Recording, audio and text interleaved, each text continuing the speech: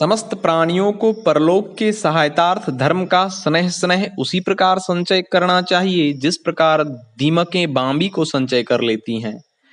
मनुष्य के पास धन धान्यादि जो संपत्तियां रहती हैं वे इसी जन्म की साधिका हैं, जन्मांतर की नहीं। किंतु धर्म एक ऐसा अपूर्व साधन है जो परलोक में भी मनुष्य के लिए सहायक होता है।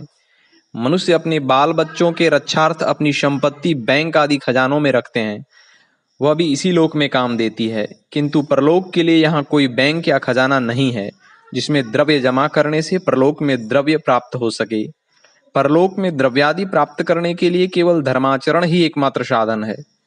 अतः भगवान के चरणों में अनुराग रखते हुए धर्मानुष्ठान करना चाहिए। पारलौकिक धर्मानुष्ठानों को भगवान के चरणों में समर्पित करने से वे प्रसन्न होते हैं और मनुष्य के समर्पित किए हुए सत्कर्मों को सहर्ष स्वीकार करते हैं, जिससे मनुष्य जन्मांतर में विशेष लाभ प्राप्त करता है। पौराणिकों का मत है कि ईश्वर प्रसाद ही कर्मों का फल है और वह कर्ता को फल देकर ही रहता है। अतः कर्मानुष्ठान का अधिकार मनुष्य को है और फल देना भगवान के अधीन है। कर्मों का रहस्य जानना परमावश्यक है। इनका रहस्य जाने बिना किए गए कर्म यथेष्ट फलप्रद नहीं होते, प्रत्युत अनर्थ भी कर देते हैं।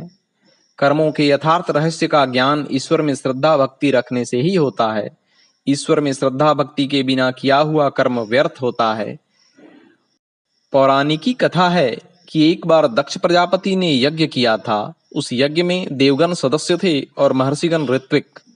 यज्ञ में सभी प्रकार की सामग्री पर्याप्त रूप में एकत्रित थी, किंतु दक्ष प्रजापति की भगवान शंकर में श्रद्धा भक्ति नहीं थी, जिससे उनका यज्ञ नष्ट भ्रष्ट हो गया और वह यज्ञ दक्ष प्रजापति के लिए मारण प्रयोग की तरह अभिचारिक हो गया। इसलिए धर्मानुष्ठान भगवत अनुराग पूर्वक करना चाहिए। गीता के रहस्य को भलीभांति न समझने वाले कुछ लोगों को भ्रम है कि भगवान में अनुरक्त होकर कर्म करना भी निष्काम कर्म नहीं होता, क्योंकि भगवत प्रसाद की कामना तो बनी ही रहती है। रहस्य यह है कि सांसारिक विषयों की कामना करके कर्म करना सकाम कर्म कहलाता है। भगवत चरणों में अनुराग करना कामना नहीं कहलाता, क्योंकि वह कामना तो आगे चलकर भगवत चरणों में विलीन हो जाती है।